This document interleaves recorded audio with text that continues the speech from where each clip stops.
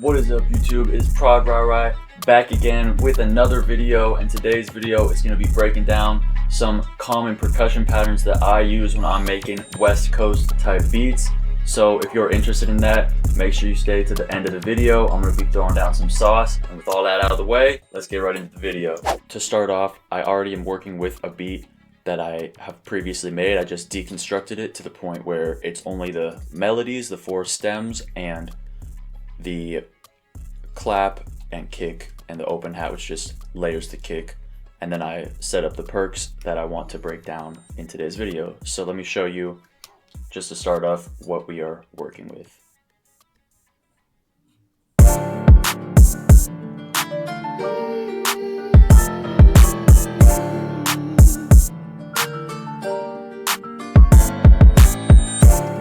Alright, so it's a nice little 4-bar loop, and I just put the kick and the clap in there just to get a little bit of a bounce, so I can show you how the percussion kind of works revolving around that.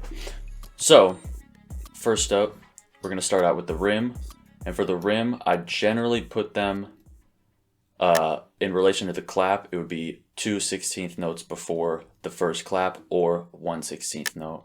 The one that's 1 16th note before the clap generally just is used to emphasize the clap, in my opinion, and this one kind of gives it some bounce because it's not hitting directly where the kick usually hits if it's a 3 count. So let me show you what it's a lot of information, but let me show you what I mean. So this is what it sounds like 2 16th notes before.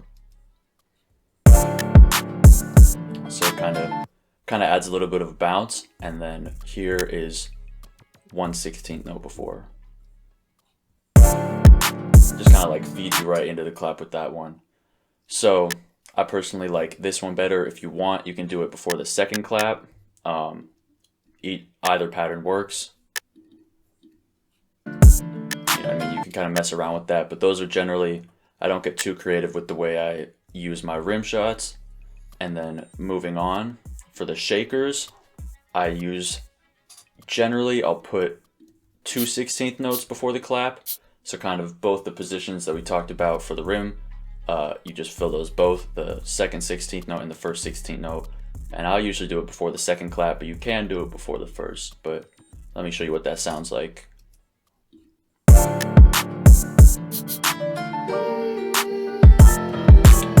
it just kind of adds a little bit more, you know what I mean? Kind of adds a little bit more sauce. And then up next, for the cowbells, I like using these a lot. I'm finding that they're less and less common in Sacramento type beats, but I personally really like the sound of these. So what I'll do for them is I'll usually put them like this, and you can mess around with this pattern. You can place it, you know, wherever. You can make it revolve around the clap. You can make it hit on the clap, but for right now, I'm just gonna put it here. And this pattern, if you're familiar with the 3 count, it's just the same as the 3 count, but you can actually have it hit as a 3 count, but we're not going to do that for right now. We're just going to have the first 2, and you want to have 2 16th notes in between each of the cowbell hits. So let me show you what that pattern sounds like. You'll definitely recognize it.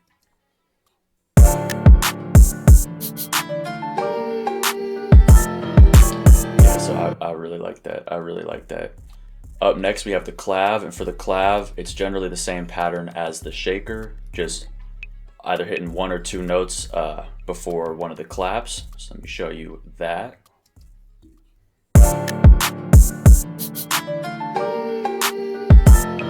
That's more just a fill in space, in my opinion. That's kind of how I use it.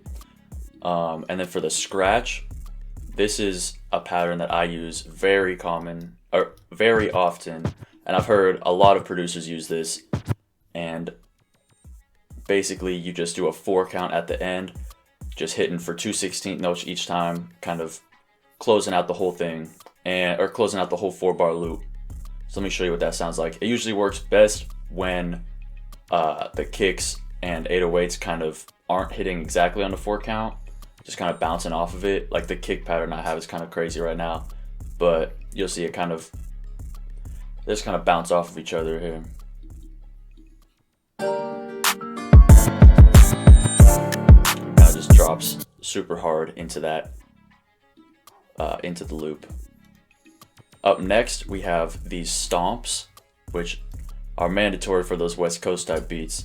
First up, we got this type of stomp, very common, very, very common. And what you generally want to do is layer the kicks.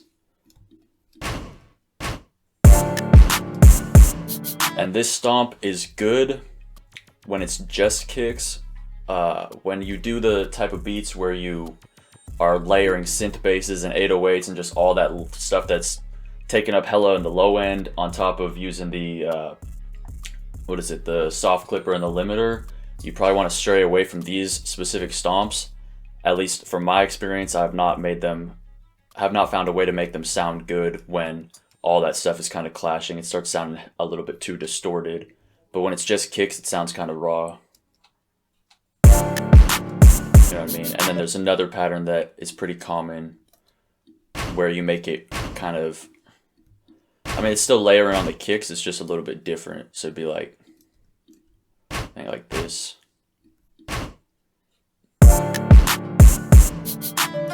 So it's just hitting on the second, third, and fourth kick there instead of the first. And you cut it off so that it kind of just adds a little bit more bounce. But this is kind of more popular. I feel like I heard Puda do it, and that's where I first found that pattern. And then up next, we have this type of a stomp. This type of stomp is crazy, and I found it in the E-Trizzle kit. I highly recommend purchasing that and using this stomp because it goes crazy. And for this, I do a 3 count. So the 3 count would be boom, boom, and boom. Just like that, just hitting, just like the cowbells, having 2 16th notes in between each hit. And with that, we've pretty much covered all the percussion patterns. Let me show you what this last pattern sounds like.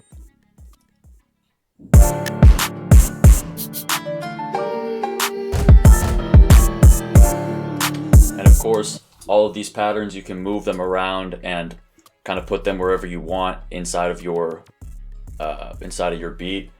These are just patterns that I've found to be extremely helpful throughout my process of, making instrumentals. And so I hope that they do the same for you, especially for these West Coast type beats. And with that being said, that's pretty much all for today's video. I just wanted to get this out there because I find it very useful, and I hope you guys do too. With all that being said, I will see you guys in the next video.